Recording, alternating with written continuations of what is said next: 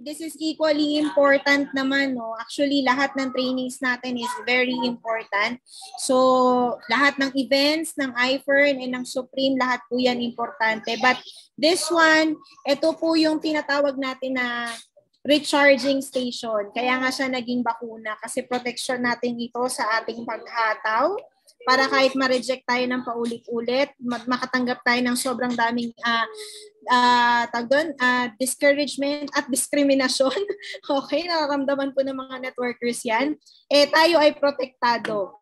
Okay, tayo ay immune, ika nga. So, simulan na natin without further ado. Okay, allow me to share my screen. Today, we will be discussing NDO or New Distributors Orientation. Saan yung bata nandito sa likod ko?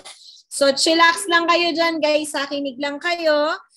If you have to take notes, mas maganda. Pencils out para at least makapag-take note kayo, di ba? Mga additional na kaalaman, karagdagang kaalaman. So, susubukan ko po siyang bilisan. Today, we're gonna talk about yung first part ng ating NDO or yung tinatawag na attitude training. Okay? So, kaya siya naging attitude. Sabi kasi nila, 90% daw. Okay?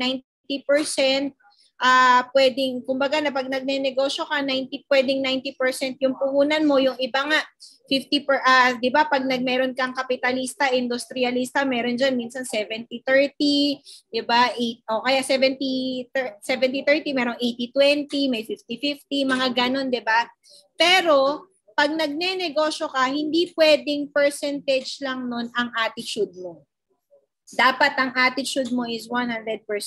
Kasi bakit? Your attitude will determine kung saan ka patungo at saan papunta ang negosyo mo. Okay? So, yun ang pag-uusapan natin ngayon. So, ayan, simulan na natin. So, simulan natin sa fear and doubt. Okay, so ayan, nakita nyo naman, doubt and fear just ahead. So, ito, bakit kailangan din i-discuss ang fear and doubt? Kasi, once na sumabak tayo sa isang negosyo, dyan yung pinapasok tayo ng mga takot at mga pagdududa. Diba? In fact, kahit member ka na, minsan kahit hindi ka yung iba pasali pa lang nandyan yung mga duda, but minsan kahit member ka na o kaya involved ka na sa pagninegosyo, involved ka na sa isang kumpanya, pinapasukan ka pa rin ng pagdududa at ng takot. So iisa-isahin natin yan ngayon at kung paano ba natin siya susolusyonan. Okay, paano ba natin siya kakaharapin? So number one na fear na kakaharapin ninyo. Okay, that's the fear of rejection. Okay, so marami kasing tao na takot ma-reject. Tama ba? Type 1 nga, sino yung mga taong takot ma-reject? Wala. Hindi ka pa nare-reject sa buong buhay mo. Diba? Oh. So maraming takot sa rejection. Whether itanggapin mo man siya or i-admit mo man siya ngayon o hindi, maraming takot. Especially kapag nagsisimula ka pa lang. Tatandaan mo lang that rejection is part of our business. Okay? It's part of, actually, hindi nga lang ng business. It's part of our life. Diba? For example, ngayon, pumapara ka ng taxi. Diba? Yung mga taxi, napakasuplado kaya ng mga yan. Mga taxi driver. Diba? Wala kang sasakyan. Umuulan. Diba? Uwing-uwi ka na pagod ka na, papara ka ng taxi, hindi ka paparahan. Ang tawag po doon ay rejection. Okay? So, kumbaga, marami pa, 'di ba? Kung ikaw ay binata, manliligaw ka halimbawa sa crush mo, 'di ba? O kaya sa gusto mo. O, pag hindi ka sinagot, pag ikaw ay binasted, ang tawag po doon ay rejection. So, ibig sabihin, rejection is part na po yan ng buhay ng tao. Kung minsan lang kasi hindi natin siya pinapansin o isinasawalang bahala lang natin siya. Diba? Lalo na kapag paulit-ulit na po siyang nagagawa or paulit-ulit na siyang nararanasan natin. Ang tawag doon, nai-immune ka na. Kumbaga, alam na nga ng mga tao na kapag Pasko, mahirap talaga mag-commute eh. Pag Christmas season, mahirap talagang maghanap. Kahit magpabook ng Grab, mahirap eh. 'Di ba? Kasi marami talagang, kumbaga, nasanay ka na. Tanggap mo na. Yung traffic sa EDSA, rejection yan. Minsan nga, tanggap mo na traffic. Pag babiyahe ka, ikaw na yung nag-a-adjust eh, di ba? Dadaan tayo ng EDSA. Mga Makati, simula Makati, Ortigas to Makati, abutin tayo ng mga 3 hours dyan. Di ba? So, minsan ikaw na yung nag-a-adjust. Di ba? Dun sa rejection. So, ganun lang din yung gagawin natin dito.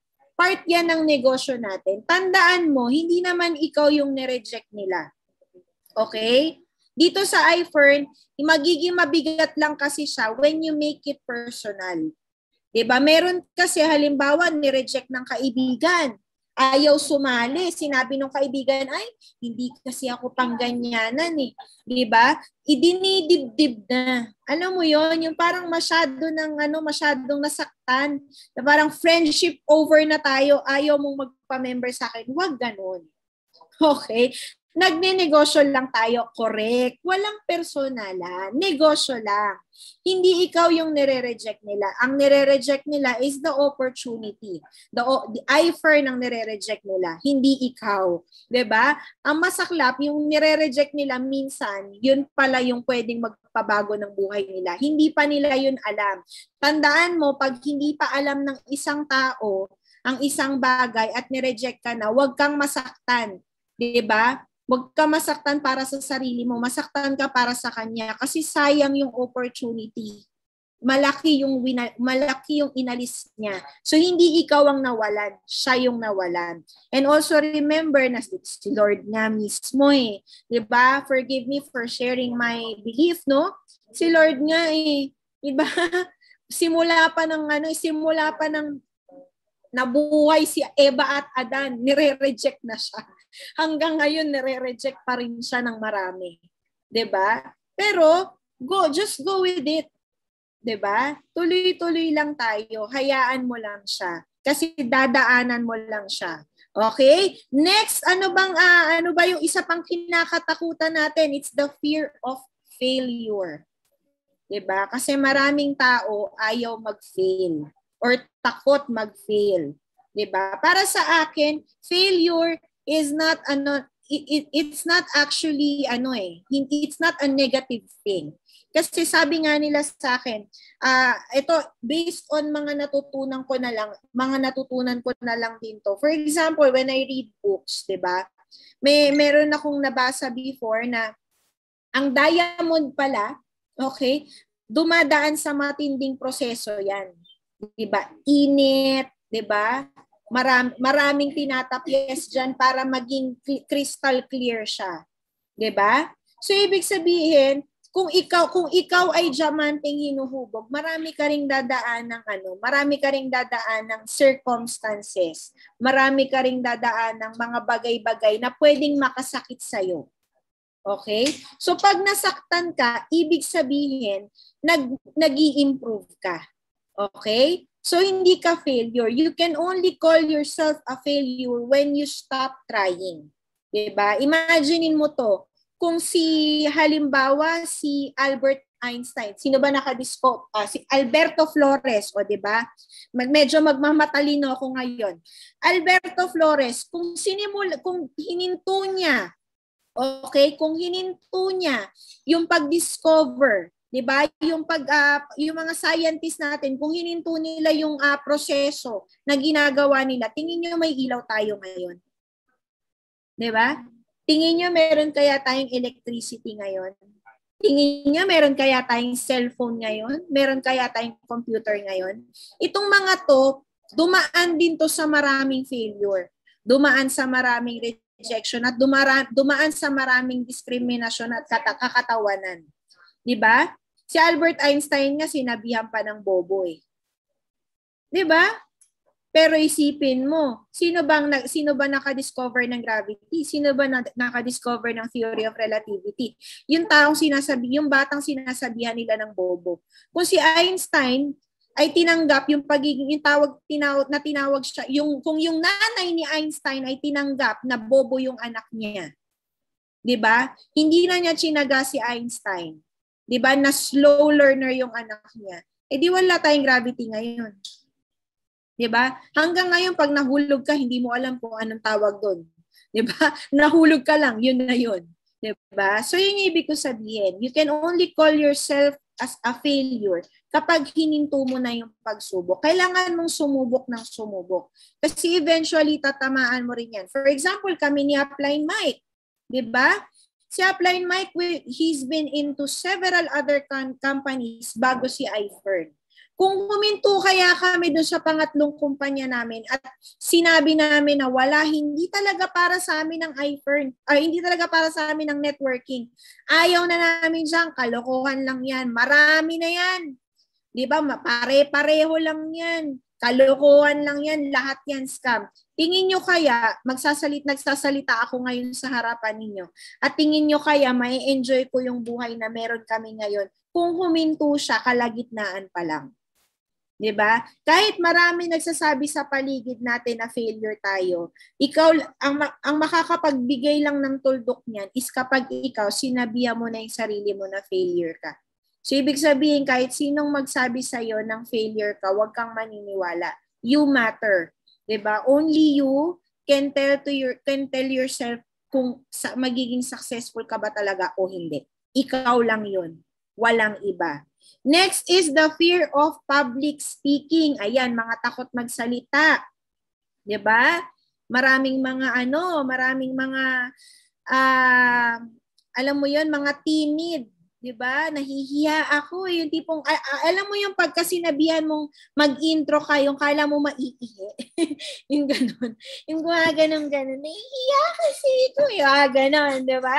Buti nga ngayon Zoom na lang tayo. Alam mo ba, before, sabihin ko sa inyo may mga workshop sila Upline Mike dati, tinatawan-tawanan ko lang yan kasi nga nasa gilid lang ako, nanonood lang ako sa kanya. Ibababa sila sa isang lugar, mag-iikot sila doon, mangingilala sila. Eh kung ikaw ay mahihiyain, ay paano na? 'Di ba? Kung ang pagnenegosyo, kung ang lahat ng bagay, 'di ba, ay babasihan mo yung pagiging mahiyain mo or pagiging ayaw mong magsalita, 'di ba? Eh di walang mangyayari sa buhay natin. Hindi ka nagagalaw. Diyan ka na lang. Kasi bakit? Ultimo sa trabaho mo, kailangan mong magsalita 'Di ba?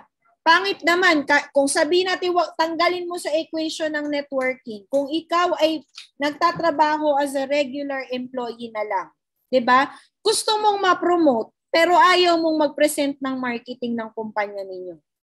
Kalokohan yun 'di ba? Gusto mong tumaas ang sweldo mo, pero ayaw mong magsalita. Hindi po pwede.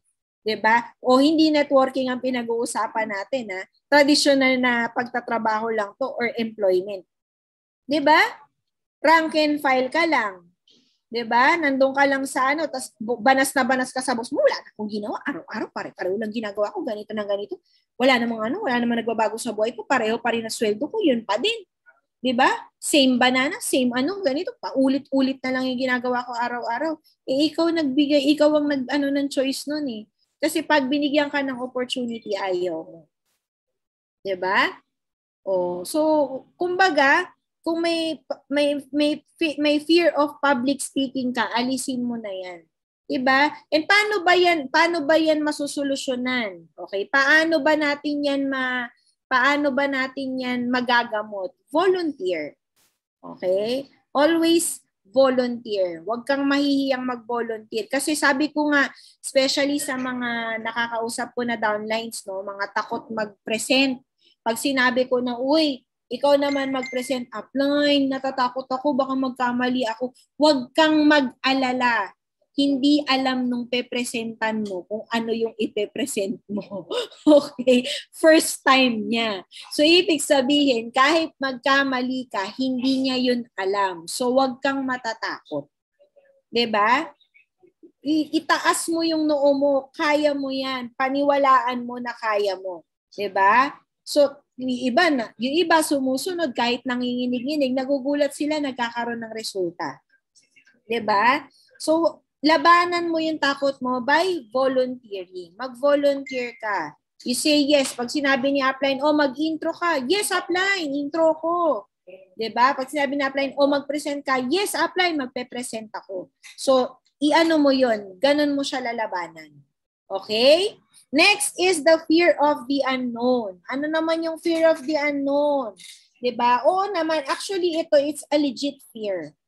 Okay? Pero tandaan mo, kasi pag hindi mo alam yung pupuntahan mo pa minsan or saan ka papunta, saan ka patungo, minsan natatakot talaga tayo. But I want you to imagine, guys, nung panahong bata ka pa, di ba? Sino dito yung mga dumaan sa elementary? Lahat naman siguro dumaan sa elementary, no? Sige nga, o yan. Sino yung mga naka-experience ng field trip? Sige, type 1, yung mga naka-experience ng field trip. Diba? Nung mga bata pa sila, yung mga pumupunta ng ng mga planta ng gardenia, planta ng pansit canton, planta ng Coca-Cola, diba? Pupunta ng Tagaytay, ng kung ano-ano pa. Basta field trip. Diba? Oh. So, yung mga nakapunta na sa planta ng gardenia, ayan, Rizal Shrine. Yung mga nakapunta na sa planta ng gardenia, di ba alam niyo na kung bakit minsan lasang sabon yung gardenia. Okay. Oh. Di ba? Ayan, Manila Zoo. Oh. Coca-Cola. Oh. So, kumbaga, lahat tayo, okay? Nung bata tayo, nakaranas tayo ng field trip. Di ba? So, tanungin ko kayo, nung gabi, or sabi mo ng gabi, 1 week before yung field trip, excited ka, hindi? Diba? Excited ka eh. Diba yung mga bata, kahit sabihin mo na, naku, wala doon, pangit doon, yung pupuntahan ninyo, pangit yun, yung mga layon doon, nagkalat yun. Yung mga bata, hindi mo yan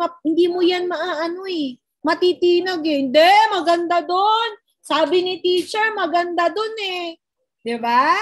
Okay, sabi mo na, pupunta sa zoo. Nako, yung elepante doon, ang pangit, ang payat-payat. Sabi ni teacher, maganda doon. Oh, diba, kahit anong sabihin mo doon sa bata, kahit i-negative mo yung bata, sabihin mo sa kanya na hindi maganda yung pupuntahan nila, excited yan eh. Diba? So, excited siya. And tanong, alam niya ba? 'Di ba? Alam niya ba yung pupuntahan nila? Hindi. Nakita niya na ba? Hindi. Alam niya lang na doon siya papunta. 'Di ba? Alam niya lang na pupunta kami sa planta ng ganito, planta ng ganyan. Pero hindi niya alam kung ano makikita niya doon. Malay niya ba na pag pumunta siya sa planta ng gardenia, puro makina makikita niya? 'Di ba? Oh, so hindi niya alam yung nakikita niya, pero excited siya. So yun yung dapat natin actually na respond sa fear of the unknown. Diba? Yung mga bata, takot din yan for sure. Diba? Natatakot din yan. Lalo na kung first time nila, diba? First time nilang pupunta doon. Yung iba, natatakot gumalaw. Diba? Baka mamaya may mabasag sila o ano. Diba? Ilang bata, malalakas talaga loob, pero may mga bata, yung mga ayaw gumalaw, natatakot kasi baka makabasag, baka makasira, di ba? May mga takot sila, pero excited sila. On the night before the field trip, hindi makatulog yan. Hanggang kinabukasan, hindi pa tumutunog yung alarm, gising na yan. Di ba? Tatayo na yan, ginigising ka na, Mami, aalis na ako, watid mo na ako sa school, may iwanan ako ng bus. Diba? Ayaw maiwan ko, Rick. Diba? So, ibig sabihin, tama palang response sa fear of the unknown is dapat maging excited tayo. Ito nga, hindi naman unknown ang future mo kay iFern. Diba? Di bali kung unknown talaga eh. Hindi unknown ang future mo kay iFern. Ang future mo kay iFern kami. Ang future mo kay iFern si Upline Zach. Ang future natin sa iFern is si Sir Tomanitan. Diba? 5 million, 4 million, 3 million. Malinaw na malinaw ang future mo per month dito sa iFern. Diba? So walang actually unknown. Takot ka lang, pero walang unknown. Malinaw na malinaw. Kung yung bata nga na hindi niya alam kung saan siya pupunta, excited siya, paano pa kaya ikaw na nakikita mo na yung future mo? Diba? Tandaan mo, si Elsa nga, pinuntahan pa yung unknown eh. Diba? Pagbalik niya, superpowers ang meron siya. Diba? So, huwag ka matakot. Maging excited ka. Okay? Yan ang bulletproof mo. Yan, correct. Yan ang magiging panangga mo. Dapat excited ka. Okay? So, next is, know your deepest why. Bakit mo ba ginagawa si iFern? Okay? Or bakit mo ba to gusto or bakit mo ba to gustong trabahuhin? Bakit mo to gustong simulan? Bakit mo gagawin si iFern? So, maikwento ko lang a little backstory, no? Kami ni Upline Mike, when we kasi si Upline Mike matagal na siyang nagne-network, no? So, matagal na rin akong unemployed. Okay? So, dumating na kami sa punto ni Upline Mike na as in, sobrang hirap ng buhay namin. Grabe. Kung sa ngayon hindi nyo na yun nakikita dahil sa size ng bulsa at sa size ng namin mismo ni Upline Mike. Okay? Kung hindi mo na yun nakikita, dumaan din po kami sa hirap. Okay? Naranasan din po namin ni Upline Mike na kumakain kami isang beses na lang isang araw. Diba? Yung kakainin ng family namin, tatawagan ko pa si Upline Zaina. Diba? Halimbawa, pag may birthday, diba? Pag may birthday, nagkukulong na lang ako sa kwarto. Ayun, ayoko din i-discuss to. Nakakainis. Okay. Kapag yung birthday ng mga anak ko, nandun lang ako sa kwarto, hindi ako lumalabas. Kasi bakit? Kasi ultimo yung cake ng anak mo, hindi mo kayang bilhin. Diba? Parang syempre pag magulang ka, yun na nga lang yung the least na pwede mong ibigay. Diba? Halagang 300 pesos para sa anak mo. Kasi birthday niya, i-celebrate man lang. Hindi mo yun maibigay. Diba? Parang yung electric. Mainit kasi pinapawisan yung mata ko, guys. Ano ba? Nakakainis. Ayun. So, dumating na kami sa ganung punto ni Upline Mike na grabe yung hirap na, tamo naman, kaya hanggang ngayon, nagiging emotional pa rin ako pag sinishare ko siya. Kasi nga, pag binabalikan ko siya, nararamdaman ko yung pakiramdam. Parang bumabalik ako dun sa ganung sitwasyon na grabe yung naramdaman namin ng time na yon na yung pati yung kakainin namin, mag-chat ako kay Zaina, tapos si Zaina pupunta sa bahay, yung tira, halimbawa may natirang food sa kanila, dadalhin niya sa amin, tapos si Oliver, yung fiancé niya, magtatanong yan, bakit kaya sila kuya ang bilis kumain? Hindi nila alam kasi yun pa lang talaga yung kakainin namin for that day. Iba yung tatanungin ka ng anak mo, mami, anong kakainin natin? Anong food natin ngayon? Tapos, sasabihin mo lang, anak, wait lang, papunta na si tati, padating na si tati. Ayan, ilan sa mga downlines namin dito, na-experience nila yan. Kasi bakit? Yung iba dyan, nautangan pa namin. Diba? Yan, si Upline Carlo, dati, pag wala, kasi single si Carlo eh. Diba?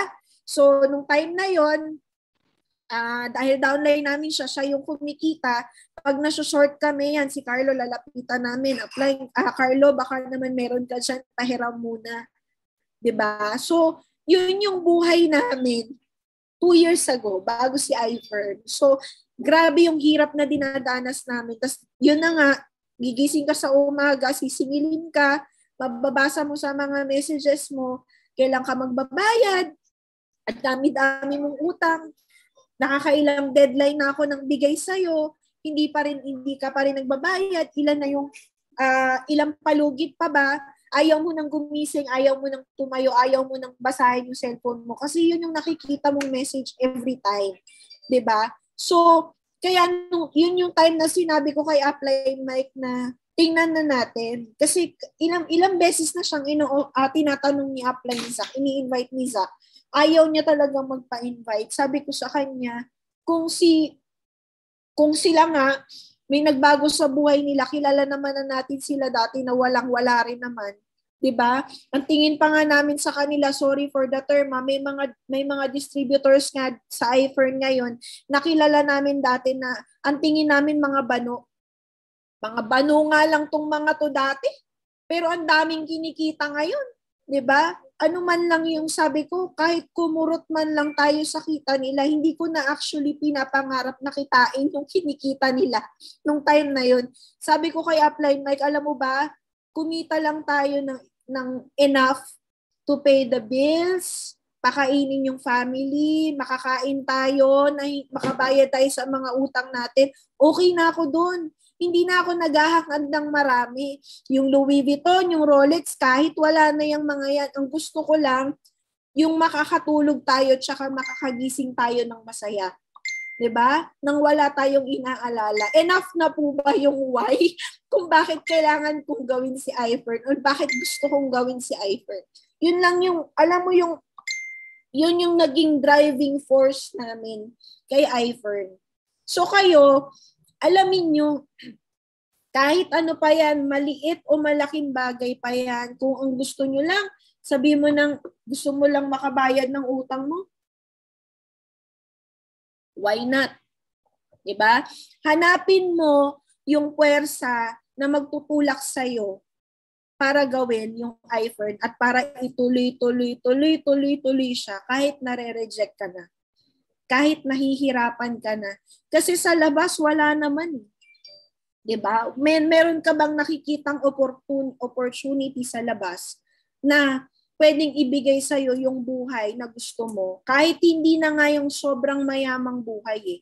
Kahit yung buhay na lang na hindi ka nahihirapan. Komportableng buhay na lang.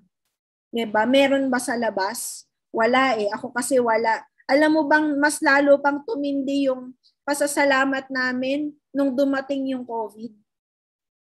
Kasi sabi ko kay Upline Mike, kung yung buhay natin before na wala pang COVID, eh umaasa na tayo sa ayuda, paano pa nung nagka-COVID? Kung wala si iFern, paano na kami? 'Di ba? Paano na yung mga anak ko? Paano na yung buhay namin? Paano kami makakasurvive? Wala, malabo talaga.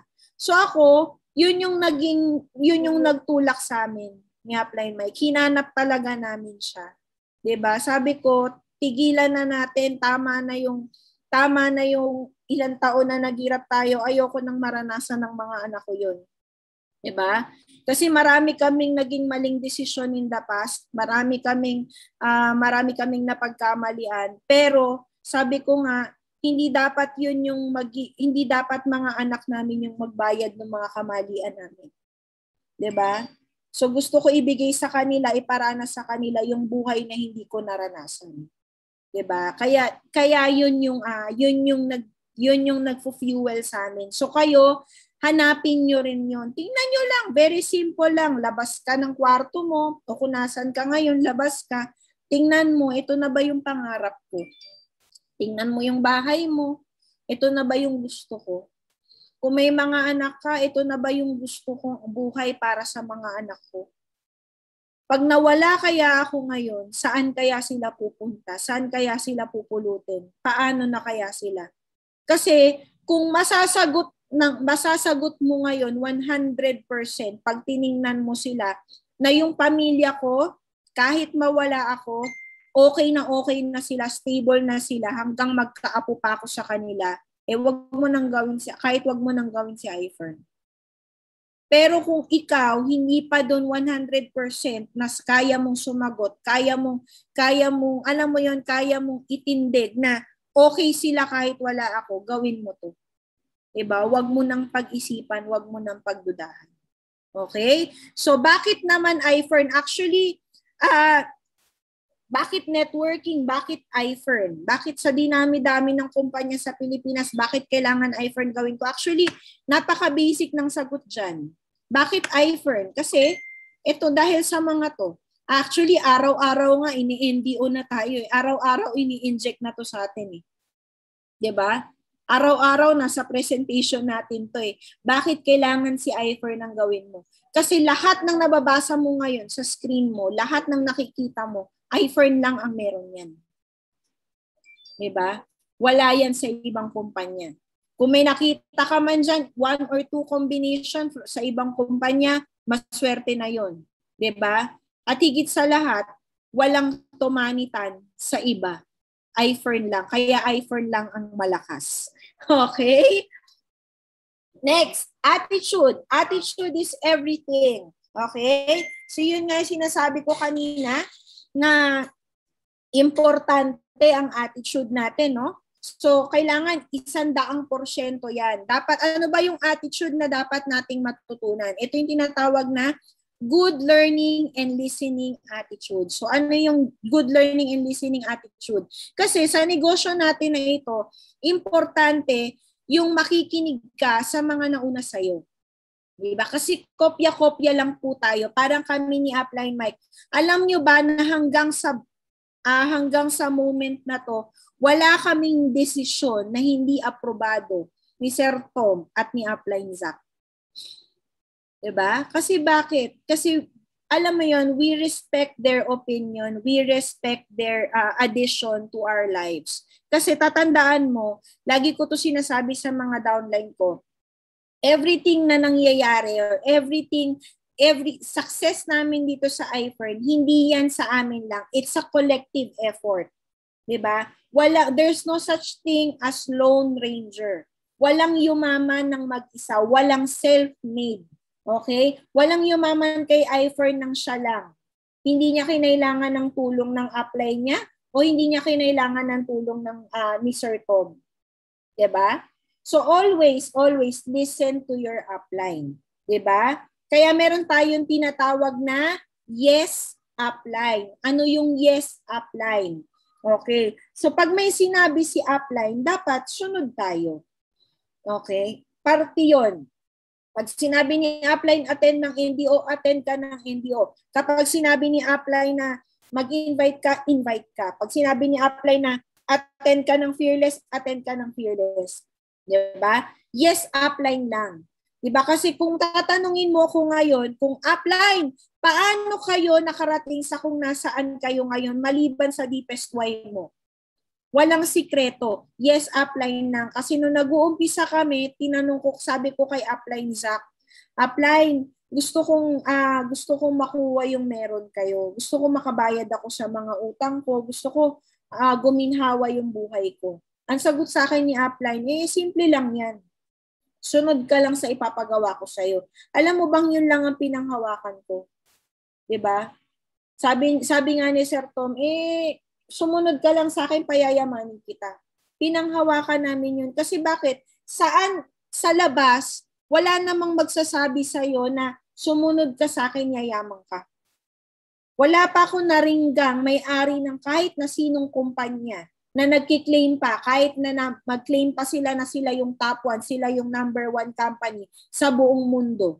Wala pang nagsabi sa akin, wala pa akong naringgan, employment man yan o ano, pag sinunod mo ko, yayaman ka. Wala eh. 'Di ba? Kasi bakit? Sila mismo hindi sila confident sa'yo. Dito si Sir Tom, confident siya eh. Basta sumunod ka sa kanya. 'Di ba? Kahit napakasama ng ugali mo, basta sinunod mo yung pinapagawa niya, sigurado yayaman ka. 'Di ba? Kasi wala siyang ipapagawa sa iyo na hindi mo ikakayaman. And lagi ngang inaano ni Upline Mike to, pinagmamalaki ni Upline Mike to. Alam nyo ba na sobrang nakakataba ng puso yon whenever Sir Tom alam mo yon, binabanggit kami na ito sila Yulo, sumunod yan sa akin. Ito sila Yulo, may best mentee. Ito sila Yulo, ganito si ganyan. Diba? Hindi yung sila Yulo pasaway, sila Yulo hindi sumusunod. Sobrang tuwan-tuwa kami. Diba? Kasi kung para kay Sir Tom, nakaka-proud na yung taong sumunod sa akin and yung napapayaman ko. Ako natutuwa ako kasi pwede ko sabihin sa mga tao ko na sumunod lang ako kay Sir Tom, ito na ako ngayon. Pag sumunod ka sa akin, parang sumunod ka na rin kay Sir Tom. Actually, yung iba kasi may mga pride sa upline na, ba't kita susundin? Mas mataas pa yung narating ko sa'yo. Diba? Empleyado nga lang kita dati. Boss nga ako dati. Diba? Professional nga ako dati, doktor nga ako dati, inhinyero ako dati, abogado ako dati.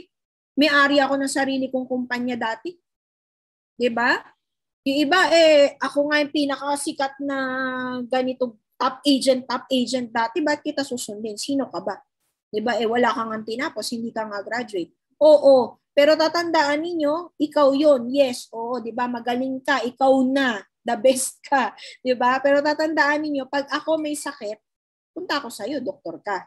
'Di ba? Kung kailangan ko, kung may problema ako sa batas, pupunta ako sa iyo kung abogado ka, makikinig ako sa iyo. 'Di ba? Kung magpapatayo ako ng bahay at inhinyero ka at arkitekto ka, pupuntahan kita, makikinig ako sa iyo. 'Di ba? Kung gusto kong bumili ng property at top sales agent ka or top broker ka, makikinig ako sa iyo. Pero tatandaan mo, dito sa iFern, ako ang upline mo. Makinig ka sa akin. Tanggalin mo lahat ng tsapa mo. 'Di ba? Kasi dito sa iFern, kami yung nauna, kami yung nakagawa, kami yung nakarating.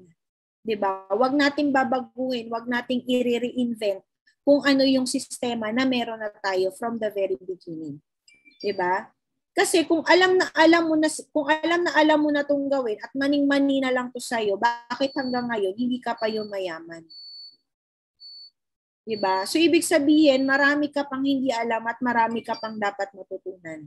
So, pagdating dito, tatanggalin natin lahat ng tsapa natin, pantay-pantay tayo. Na-imagine nyo na ba? Kung ako, halimbawa, doktor ako, pinayuhan kitang uminom ka ng antibiotic, ang ininom mo pampurga. Tingin mo gagaling yung gamot, gagaling yung sarili mo, gagaling yung sakit mo? Di ba hindi? So, ibig sabihin, kapag hindi mo sinunod yung diniagnose na gamot doon sa sakit mo, hindi ka gagaling. Pwede pang makasama para sa iyo yun. So, ibig sabihin, dito sa iFern, kami ang doktor mo. Kami ang inhinyero mo, kami ang arkitekto mo, kami ang abogado mo. So, sa amin ka makinig. Pero, meron lang akong konting disclaimer. Downlines, para sa inyo naman ito. Pag ang upline mo ay hindi yes upline sa upline niya, binibigyan kita, o hindi yes upline kay Sir Tom, binibigyan kita. Okay? Binibigyan kita ng karapatan na wag mag-yes upline sa kanya. Bakit? Kasi maling sistema yung bababa. Kung sa nakikita mo, nararamdaman mo na, teka, bakit sila upline Mike, sila up angge, naka-luxury car na, naka-Rolex na, tapos naka-LV na, yung upline ko, FM na, FBP na, hanggang ngayon Jordan pa rin ang meron. Bakit kaya? 'Di ba? Tapos sasabihin ng upline ko, wag daw akong umattend sa ganito. Pero sabi ni Mike, umattend ako. Wag mong susundin 'yon. Sumunod ka kay upline Mike. Sumunod ka kay Sir Tom. 'Di ba? Kasi wag mo sundin yung upline na walang na ganun, na hindi nag-yes upline. Hindi ko sinabing wag mong sundin yung upline na walang resulta. Ang sundin mo yung upline na nag-yes sa upline niya at nag-yes sa iFern. Kasi sigurado yan, pag yan ang sinunod mo, nasa tamang direksyon ka. Okay? Para hindi ka maligaw. Kasi si upline ang roadmap mo dito. Pag naligaw si upline, ligaw lahat. Diba? Kaya hanapin mo talaga yung upline na sumusunod sa sistema. Always realign yourself dun sa tamang sistema at sa tamang proseso. Okay? Next is your belief. Okay, ano naman yung belief mo dapat kay iFern? Belief mo dapat is 100%. Saan ka dapat maniwala? Number 1, dapat maniwala ka sa kumpanya. Diba? Paniwalaan mo yung company na kung nasaan ka. Diba? Kasi bakit kailangan ko maniwala sa company? Syempre, diba? Ang hirap naman nun. Gusto mong kumita sa iFern tapos hindi ka naniniwala na pakikitain ka ni iFern. Diba? So, dapat maniwala ka 100% na kayang baguhin ni iFern yung buhay mo. Diba? Kalokohan yung sinasabi nila na hindi lahat ng opportunity iti-take ko. Bakit? Sabi nila maging open lang daw sa opportunity. Diba? Tas isipin nyo to pag nagpe-present ka, dahil niyasan mo lahat ng opportunity, nagpe-present ka, nilataga mo ng iFern, ayoko ng mga ganyan, yung kapatid ko member na diyan, makakabili naman ako ng vitamins diyan. Hindi ko na kailangan magpa-member. Ay, ganun po ba? Sige, bili na lang po kayo ng property. Ay, hindi, meron ako. Insurance po.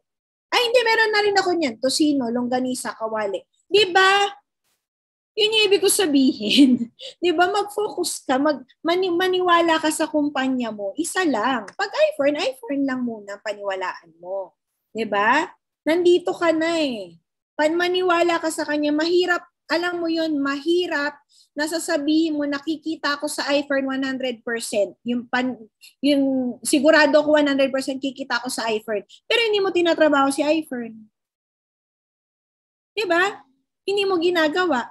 Kalokohan yun, nagpa-member ka lang, tapos gusto mo nang yumaman. Sigurado ko yayaman ako. Magre-resign ako sa work ngayon, yayaman ako sa iFern.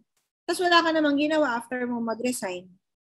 Diba? Walang paniniwala doon. Walang belief. Ang belief, tatandaan mo, it's tasteless. Diba? Shapeless yan. Diba? Sa ano nga in our I cannot call it religion, but in our belief nga ang tawag namin sa amin, it's faith. Diba? Kasi naniniwala ako na nandyan si Lord. Naniniwala ako na may God. Naniniwala ako kahit hindi ko siya nakikita, hindi ko siya nahahawakan, pero alam ko nandyan siya. Diba? Kahit hindi ko siya naririnig audibly means nagsasalita talaga sa tenga ko. Diba? Kahit hindi ko siya naaamoy, naniniwala ako na nandyan siya. Yun ang belief. Diba? Dapat maniwala ka. Next na dapat mong paniwalaan maliban sa kumpanya mo, dapat maniwala ka sa produkto mo. Diba? Dapat be product of your own product. Gamitin mo yung produkto natin. Kaya nga ako, pag may sinasabi sa akin, anong gagawin ko sa products ko? Pagka-member na ako, edi gamitin mo. Di ba? Inumin mo yung Fern, di para makatulog ka naman. Di ba? Para gumanda-ganda yung pakiramdam mo. Di ba? Gumanda-ganda yung health mo. Gamitin mo. Diba? Be a product of your own. Maniwala ka. Pag may sinabi sa'yo, uy, alam mo ba, yung Fern di daw nakakagaling daw sa ano, wag mong kontrahin. Hindi nga. Talaga ba? Diba? Ikaw pa yung kumukontra sa sarili mong produkto, wag. Diba? Subukan mo. Gamitin mo para mapaniwalaan mo. Okay? Next, maniwala po tayo sa ating mga uplines. Ayan, guys. Paniwalaan mo yung upline mo. Yung iba kasi pinagdududahan si upline eh. Diba? Huwag mong pagdudahan si upline mo. Tatandaan nyo ho, lagi ko tinto sinasabi, for all the biased reasons in the world, okay, ang upline mo, ang may pinakagustong yumaman ka. Bakit? Pag yumaman ka, mayaman siya. Diba? Yung iba kasi, alam mo yon, nagiging maramdamin pa na, pagka yumaman ako, ayoko sa upline ko, hindi ako magtatrabaho kasi pag yumaman siya, pag yumaman ako, yayaman din siya. Ginagawang negative eh. Diba? Huwag mong gawing negative. Hindi ba positive yun na yumaman ka? So ano, magtitiis ka na mahirap para lang wag yumaman si upline? Tatandaan mo, hindi lang ikaw ang downline niya. Paano kung makahanap siya na isa pang downline? Diba? So, ibig sabihin, whether gawin mo si iFern o hindi, may gagawa at may gagawa. Maniwala ka na lang. Diba? Wag, at ito pa, please lang, utang na loob. Huwag nyo chinichismis yung upline nyo, guys. Please, do not chismis your uplines. Kasi may mga ganyan. Tandaan nyo, nasa networking tayo. Pati yung chismis ni upline, ni network. Pag nainis kay upline, i-chismis kay crossline. Alam mo ba yung upline natin? Gago yan. Sira ulo yan. Oo, kinuha yung pambayad ko sa ticket tapos hindi naman ibinayad. Scammer talaga yung upline natin. Pangit! Diba? Huwag ganun, guys. Kung may issue ka kay upline lang. Diba? Huwag mo idama yung negosyo ng iba. Okay? Paniwalaan mo yung upline mo. Kasi sabi ko nga, kahit gaano kasalbahe si upline, isipin mo na to yung upline mo na yung si Grinch. Kilala niyo si Grinch? Yung salbahing talaga pag Pasko. Kahit upline mo na ay the Grinch. Okay? For all the biased reasons, tutulungan ka niyan kumita. Kasi pag kumita ka, kikita siya. Diba? Kahit masabi mong upline ko, mukhang pera yan. O ano naman, yung pagiging mukhang pera ni upline, i-guide ka niya para gumawa ng pera. Ayaw mo ba yon? Ayaw mo ba magkapera? O, syempre gusto mo yan. Gusto ko yan. O, so, ibig sabihin, paniwalaan mo yung upline mo. Okay? As long as hindi kanya pinapagawa ng immoral, unethical, diba? Hindi kanya inuutusan gumawa ng kasalanan sa Diyos, sundin mo yung upline mo. Maniwala ka sa kanya. Okay? Next, upline. Paniwalaan mo rin naman yung downlines mo. Diba? Minsan kasi ako, I myself included, hindi ako dito. Minsan may mga uplines din na nakakasakit na ng downlines. Okay? So bilang upline, ikaw din, ibalansihin mo rin yung sarili mo. 'Di ba? Tulungan mo yung downline mo. Mahalin mo yung mga yan. Kasi tandaan mo, kung wala kang downline, wala ka ring negosyo. 'Di ba? Yung iba kasing upline, sasabihin pa sa mga niya, halimbawa, ibang downline niya, sasabihin niya, tingnan mo yun. Si Raulo yan tatanga-tanga. Alam mo, sinabi ko mag-present, sabi ba naman yung associate daw, 21 pairs. Bobo 11 pairs lang kaya yun. Ginanon pa. Diba? Tanungin siya, kanina ba downline yan? Sa akin. Sino nag-direct? Ako. O, sino mas tanga? Diba? So, ibig sabihin, guys, mahalin mo yung downlines mo. Diba? Pagsabihan mo, pagserbisyohan mo sila, pero downline sa wag niyong alipinin ng upline sa, okay? Serbisyohan mo. 'Di ba? Kasi negosyo mo 'yan 'di ba? Kung nagne-negosyo ka traditionally, 'di ba magsisilbi ka din? Pag wala kang available na tindera, 'di ba ikaw din naman ang magtitinda? 'Di ba? Kung wala kang available na mamamalengke, 'di ba ikaw din naman ang mamamalengke para sa tindahan mo? Diba? Pag sisilbihan mo, yun nga, building lang ang pinagsisilbihan mo, stall lang ang pinagsisilbihan mo Diba? Ito, mga tao to. So, pag silbihan mo sila, bigyan mo sila ng serbisyo. Diba? Balik lang tayo dun sa laging tinuturo ni Upline Mike, sipag, sistema, serbisyo. Okay? So, wag mo sisiraan yung downlines mo, downlines, wag din natin i-chismis si uplines. Ha? Pinakayo ko yan, yung mga nagchichismisang mga crossline tungkol sa mga uplines nila. Naku! Pinuputulan ko ng dilay. Charot.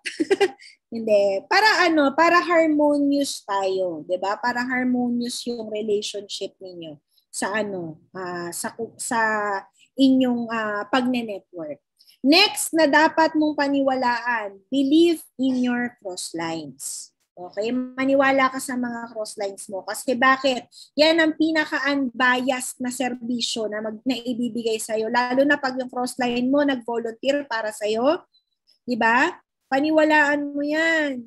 Kasi bakit? Walang kikitain yan sa'yo. Pero nagsisilbi para sa'yo. Pasalamatan mo. Diba?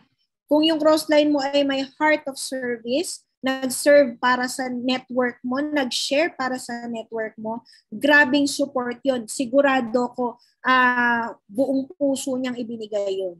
Kasi bakit? Wala siyang kikitain doon. Diba? Pero nag-motivate siya, nag-encourage siya ng mga downlines mo. Okay? So next is commitment. Ano naman yung commitment? Sabi nila meron daw 3 klase ng commitment sa iFern. Okay, actually hindi naman sa iFern, pero sa networking. Pero para sa akin, isa lang dapat ang commitment mo. Ano yon? Yung do whatever it takes. 'Di ba? Gawin mo lahat. Huwag kang pumayag. Dapat ang commitment mo dito kay iFern parang ito na lang yung natitira. Imaginein mo kung ito na yung huling araw, huling beses nahahataw ka, todo ka na.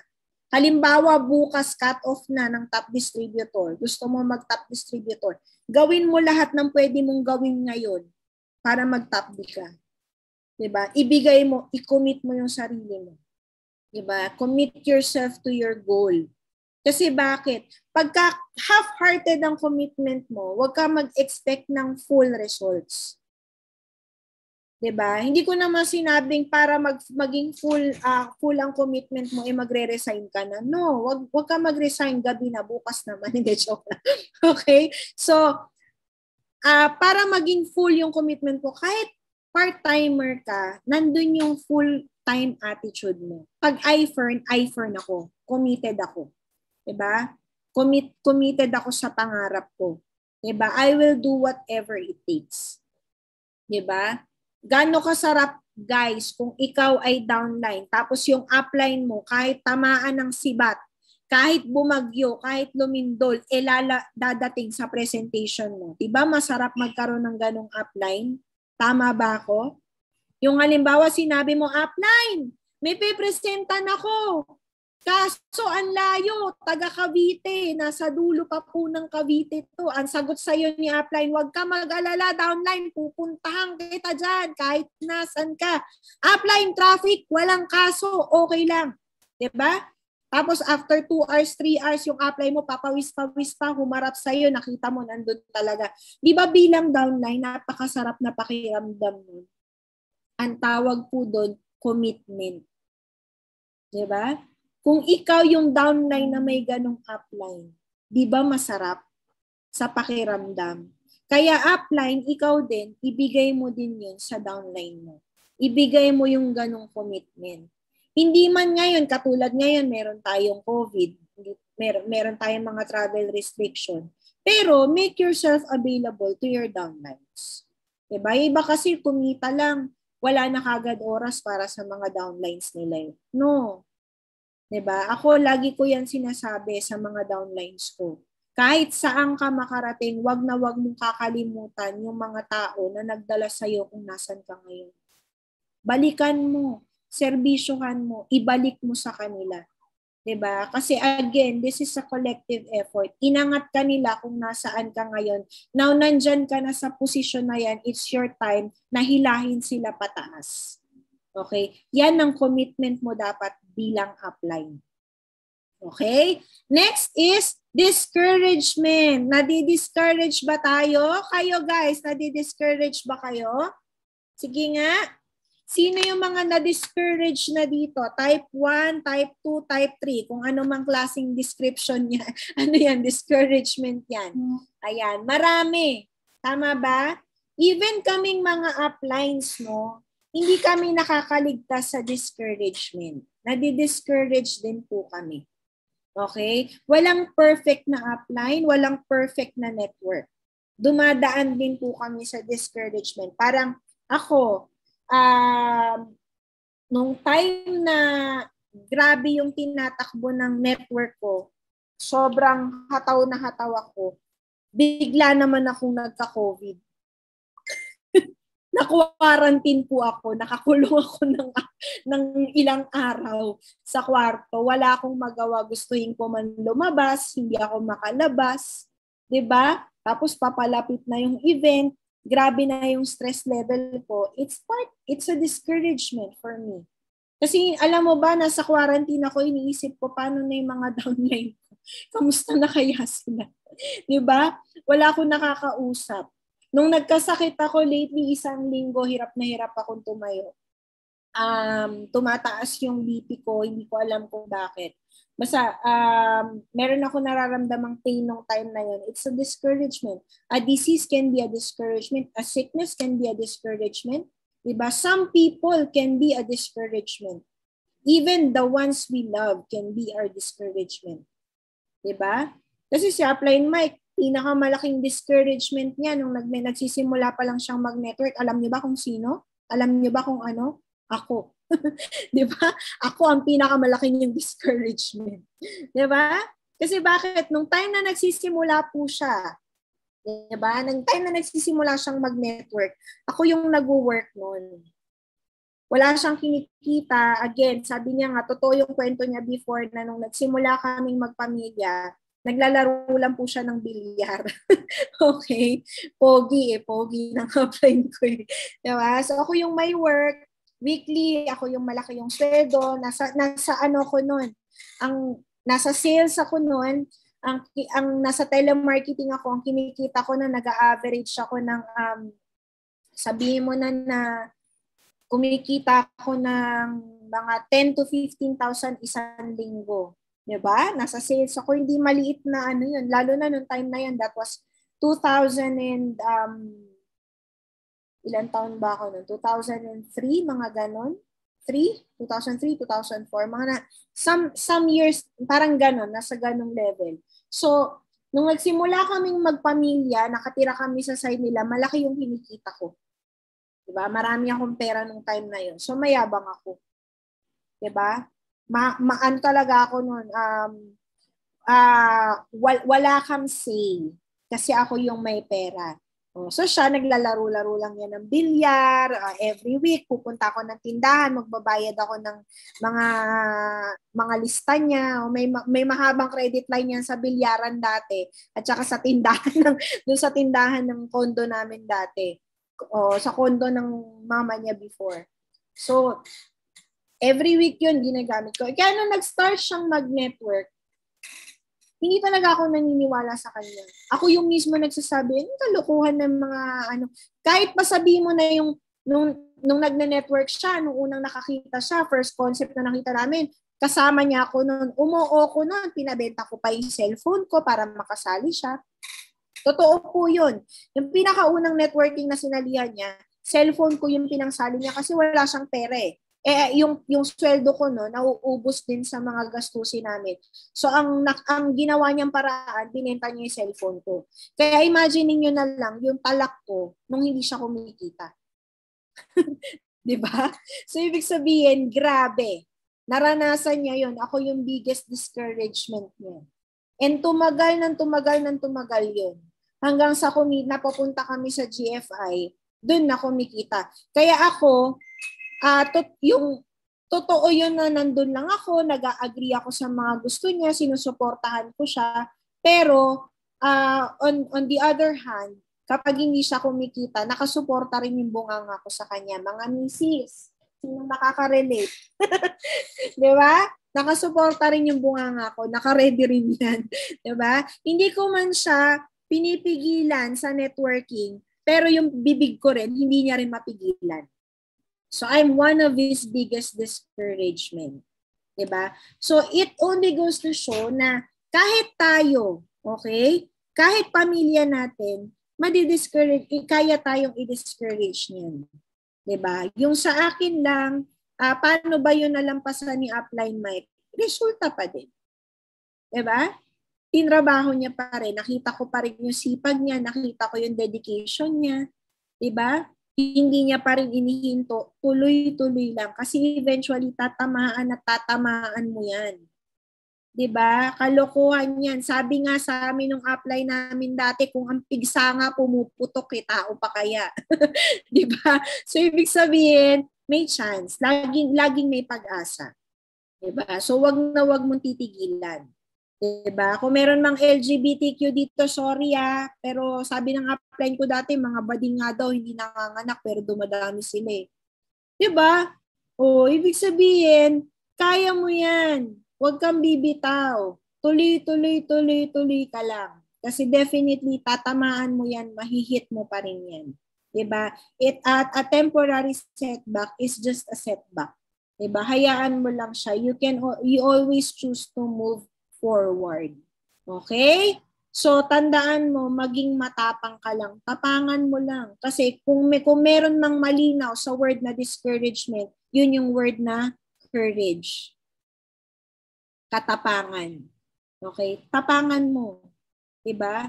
Labanan mo. Kaya mo yan. Yun ang sigurado. Okay?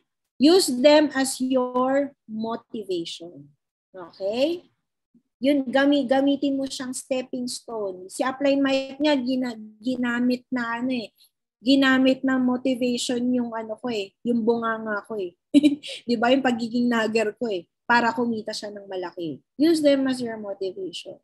Tandaan mo, kahit maingay ang asawa mo, kahit tinatalakan ka ng nanay mo at sinasabi nilang walang mangyayari sa'yo dyan, ang deepest why mo pa rin, sila pa rin. Diba? Kahit hindi sila naniniwala sa'yo, sila pa rin ang dahilan kung bakit mo to ginagawa. Hindi man nila yan naiintindihan sa ngayon, eventually maiintindihan nila yan. Diba? Basta wag ka lang hihinto.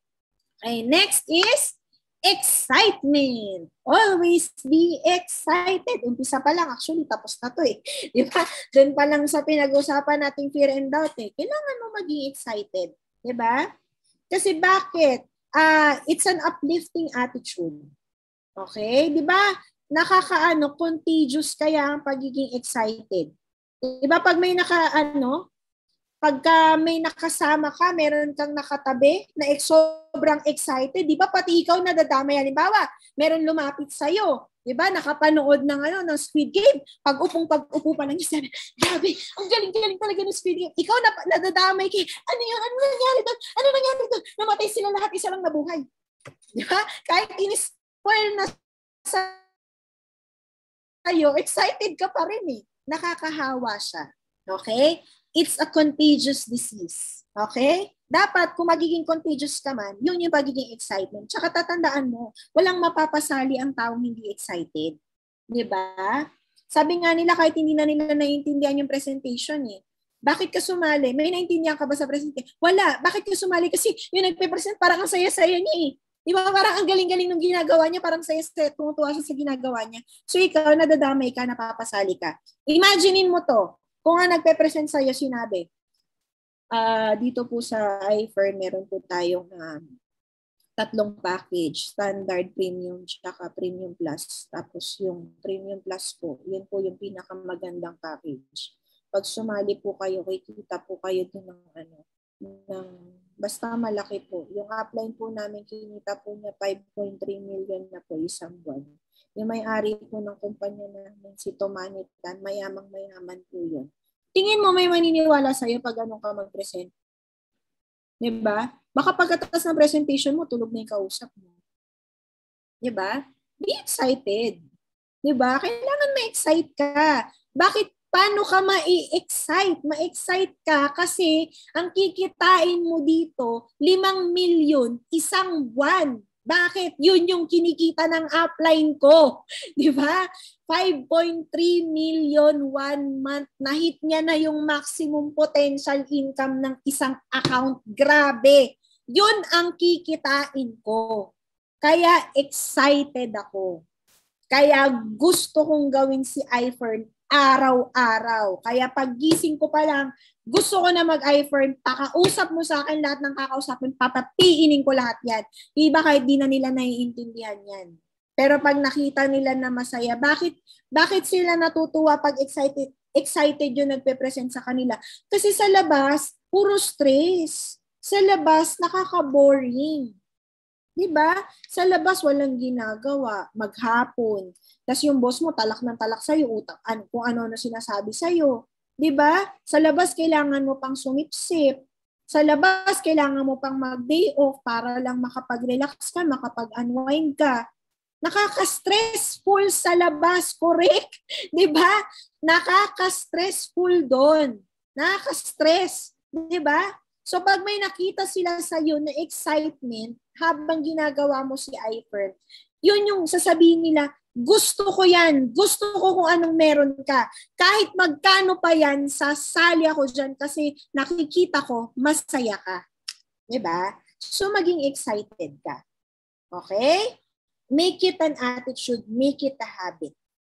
Diba? Punta ka sa salamin, ngiti-ngiti ka dyan, smile-smile ka, posing-posing ka dyan.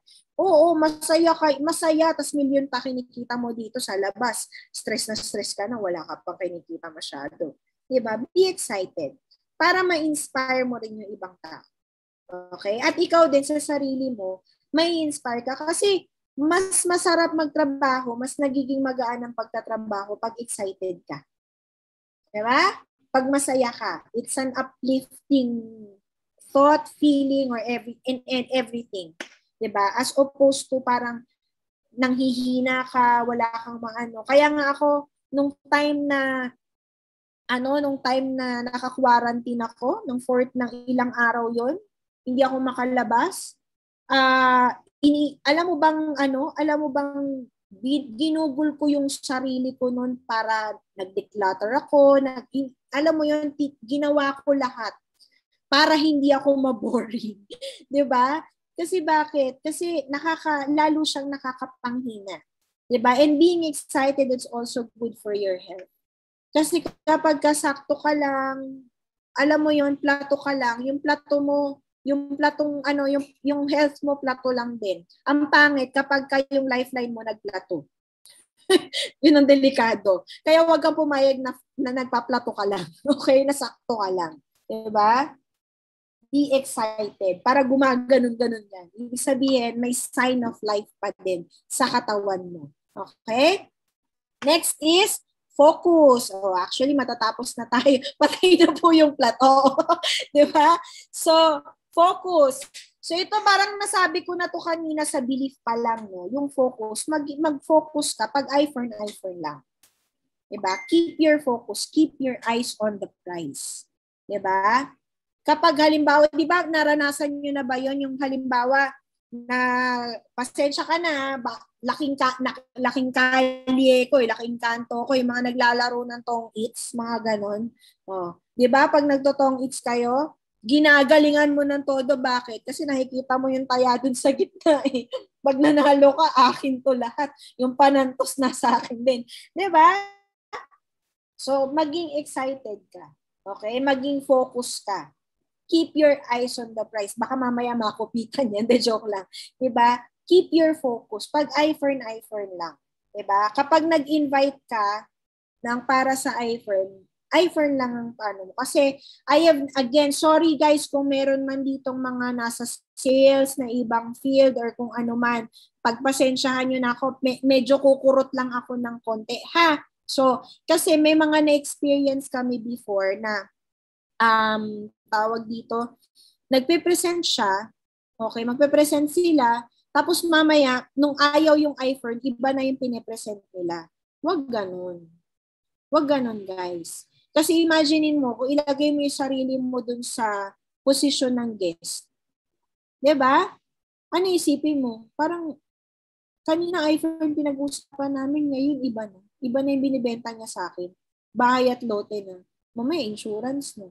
Mamaya, baka alis na ako bago pa ako bentahan ng kaldero nito, bago pa ako bentahan ng longganisa nito. Mag-iPhone lang. Diba? Be professional. Diba? Keep your focus. Kapag ka nade-demotivate ka, always go, alam mo yun, sabi nga, ito rule to ng lahat. When you're down, you go up. Pag nada-down ka, nahihirapan ka, may pinagdadaanan kang challenges, punta ka sa upline mo, upline, nada-down ako eh. Nade-defocus ako, upline sa iPhone. Diba? Bakit? Ano yung paano ka nade-defocus? May problema kasi sa bahay. Nag-away kasi kami ni Mrs. Ganito, ganyan. So, balik ka sa upline mo. Diba? Hingi ka ng payo. Kasi tandaan mo, si upline minsan, si Dr. Love din yan. Okay? Tinanggap na po namin profession niya sa pagiging upline. Minsan, nanay, tatay, lola, lolo na rin po kami. Okay? Minsan nga, alam mo yan, pati interior designer na din kami ng bahay. Diba? So, tinanggap na namin yun. So, balik ka sa upline mo para maibalik yung focus mo. Diba? Maibalik yung ma-recharge ka. Okay? So, tandaan mo, keep your eyes lang doon. Kasi minsan, hindi natin may iwasan, may mga factor talaga, especially sa labas. Sabi ko, lagi nga namin sinasabi yung law of association mo. Kung ikaw lang nga nag-i-iPhone sa isang lugar, tapos lahat ng kasama mo, hindi na nga nag-i-iPhone, nini-negative ka pa, na malakas makawala ng focus yun. Diba? Pag lagi kayo nag-aaway ng asawa mo, lagi kayo nag-aaway ng anak mo, malakas makawala ng focus yun. Diba? So, para maibalik mo yung focus mo dun sa goal mo, dun sa target mo, kausapin mo yung upline mo. Hingi ka ng tulong sa kanya. Diba? At para maibalik mo siya. Okay? Then, next is, actually parang last na ata to, goal setting.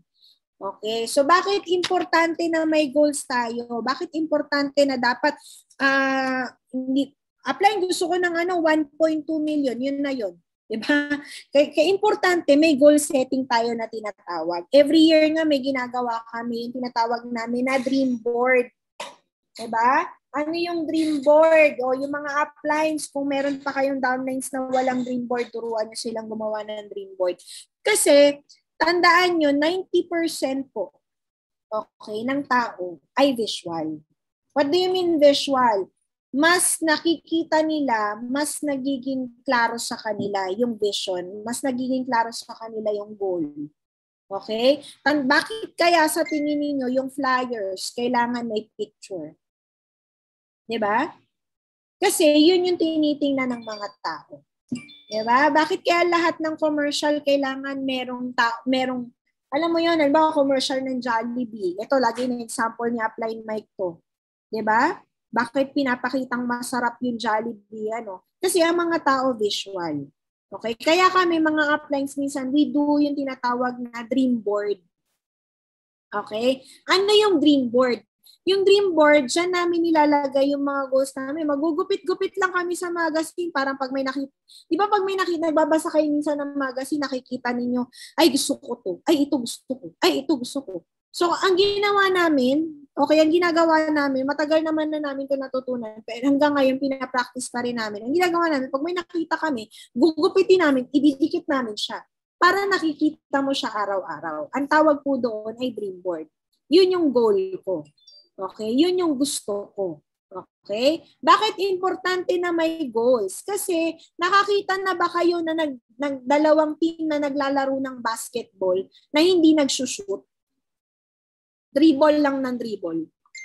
Meron na? Meron nang nakakita? Sige nga, type 1 kung meron na nakakita. Diba? Meron na wala? Di ba wala? Walang naglalaro ng basketball na hindi nagsushoot. Diba? Wala pa akong nakitang naglaro na kahit bilyar na walang butas. Lahat meron. 'Di ba? Lahat may goal. 'Di ba? Kaya nga ang tawag doon goals eh. 'Di ba? Goal ang tawag doon sa sa ring ng goal 'yun. 'Di ba?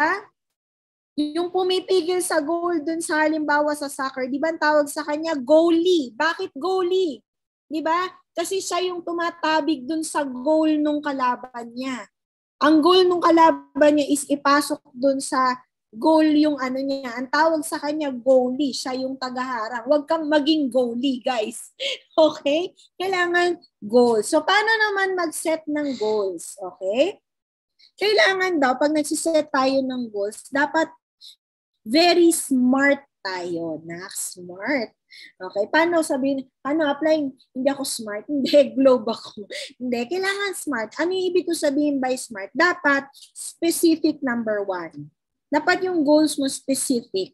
Diba? Dapat kung ano yung gusto mo, dapat alam mo yan. Specific ka dyan. Halimbawa, kami ni Upline Mike. Ako, for example na lang, kahit hindi na si Upline Mike, nung nag-LV na ako, nung unang beses na bibili ako ng LV, very specific ako nun. Diba? Kahit kausap ko pa si Upline Zaina nun. Ang pagpipilian ko, ito yung mga bags na choices ko. Ito yung gusto ko na bag. Specific ako doon. Ito yung design na gusto ko. Ito yung kulay na gusto ko. Ito yung size na gusto ko. So, dapat specific tayo doon. Okay? Tapos, dahil specific ka na rin, dapat measurable din siya. Diba?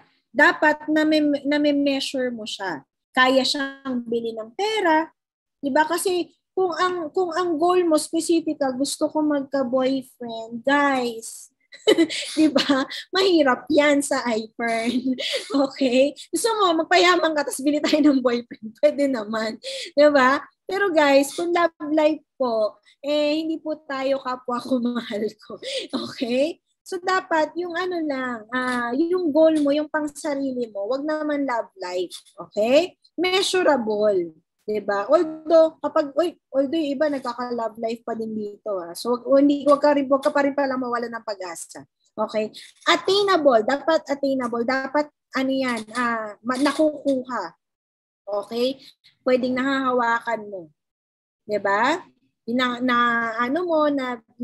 tangible, okay? Then realistic dapat. Okay? Be realistic in your goals. Okay? So paano realistic? Kasi baka naman kakasali mo lang, tinanong ka, anong goal mo sa iPhone after 1 month? Gusto kong bumili ng Ferrari. Kakasali mo pa lang gusto mo nang bumili ng Ferrari. Makakabili ka ng Ferrari, oo. Pero hindi naman yung pagkasali mo after 1 month, ang goal mo Ferrari ka agad. Diba? Be realistic. Diba? Pero syempre, time-bounded. Okay, bigyan mo ng deadline. Okay? Yung goal mo. Kasi minsan, ang mga tao nagfa-function yan based sa deadline. Empleyado, estudyante, nakabase minsan yan sa deadline. Paano nakabase sa deadline? O yung mga nag-aaral, yung mga nag-aral. Pag binigyan kayo ng project ni teacher, 'di ba? Halimbawa, isang buwan yung project. Kailan ka magsisimulang gumawa ng project? 'Di ba? 1 week bago yung pasahan. Minsan nga 2 days eh. Minsan nga yung araw ng pasahan, doon ka gumagawa ng project. Doon mo siya sinisimulan. Tapos mangikip, ma'am, extension po, hindi pa tapos. 'Di ba? So dapat time-bounded. Bigyan mo ng deadline yung sarili mo. 'Di ba? So dapat specific, measurable, attainable, realistic, or dapat rewarding siya. And then time-bounded. So pag pinagsama-sama mo yan, dapat smart ka gumawa ng goal. Diba? Kasi meron kaming dati before, meron kaming napresentan si Upline Mike before. Tinanong niya, ano bang gusto mong makuha? Diba? Pilosopo. Gusto ko maging si Superman. Ang labo diba? Yun yung masasabi mo na kalokohan ng kung ano nung pinagsasabi nitong taon na to, ayaw naman niya talaga. Diba? So, bigyan mo ng deadline yung sarili mo. Diba? Like for us, kami nila Upline Mike, gumagawa kami ng dream board every start of the year. Hindi naman lahat yun nakukuha namin. Sa totoo lang, sa totohanan lang po, hindi lahat ng laman ng dream board namin nakukuha namin. Pero, meron kaming nakukuha sa laman ng mga dream boards namin. Okay? Bibigyan ko kayo ng example. Gusto nyo ba ng example, guys? Sandali. Jean, pakikuha nga yung dream board. Kulay yellow. Papakita ko sa inyo yung dream board na ginawa namin nung, alam ba to? January ata to, last year, or December last year. December, bago yung itong taon na to. Or January this year. Okay. So, ito yung dream board namin ni Upline Mike. Nung time na yun. Diba? So, ayan. Oh. Ganda, diba? Nakikita nyo tong sasakyan na to? Diba? Ayan, may Porsche, may mga luxury car, may mga premium sports car, may mga ganyan. Yan yung dream board namin. Meron akong nilagay dyan, kasi ito kay Upline Mike. Meron akong nilagay dyan ito. Nakikita nyo ba, guys? Ayan. Ano yung nakikita nyo? Ano yung nababasa nyo dyan?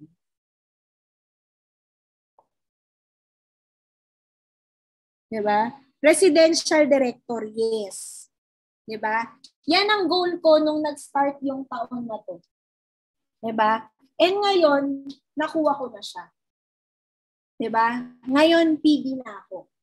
Diba? So, marami.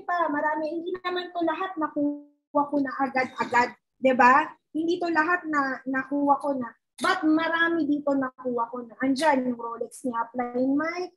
Nakuha na namin yan. Diba? O yung mga alahas ko, nakuha ko na yan. So, marami akong nakuha na dito. Diba? Marami na kaming naalis dito. Yung Rolex na to, nakuha na rin namin yan. So, yung ibang bags dyan, meron na rin ako. So, imagine niyo, nakikita ko kasi siya. Nilagay ko siya. Diba? Binigyan ko siya ng energy. Pinagtuunan. Alam ng mga kasama kong gumawa ng dream board kung paano ko binigyan ng enerhiya ang dream board na to. Diba? Talagang pinagtuunan ko talaga ng oras to at ng pawis to habang ginagawa ko. Diba? Is it worth it? Yes. It's really worth it. Kung sa iba, ang tingin nila dyan, puro mga pinagputol-putol lang na, alam mo yung pinagputol-putol lang na magazine. Sa akin, hindi. Ang tingin ko dyan, pangarap. Diba? At marami akong kasama, nung ginagawa yung dream board na to, na nakasama ko, na mga nakakuha na rin nung laman ng dream board na yan. Ayan, si Maricar. Nakuha niya na yung LV shoes na nilagay niya sa dream board niya. Si Upline Ase, 'di ba? Nakuha niya na yung Rolex, nakuha niya na yung LV na nilagay niya sa dream board niya. So ibig sabihin, make it a serious business to write down your goals or to, alam mo yon, to put your goals into vision, kumbaga into your kumbaga into your vision. 'Di ba? Kasi yan yung magde-determine yan, isa din yan sa magfu-fuel up ng galaw mo dito sa iFern. Isa din yan sa magbibigay sa iyo ng energy, isa din yan sa magbibigay sa iyo ng motivation to rise up and to grind. Okay? So klaro ba tayo doon, guys? I think that's the last slide. Last na nga siya kasi skills na tayo. Nasa second dose na tayo this coming Thursday. Okay? So I hope may mga natutunan kayo. Hope may na-impart ako sa inyo na pwede ninyong magamit. Okay? In your daily grind. Maraming salamat. Uplines and see you at the top.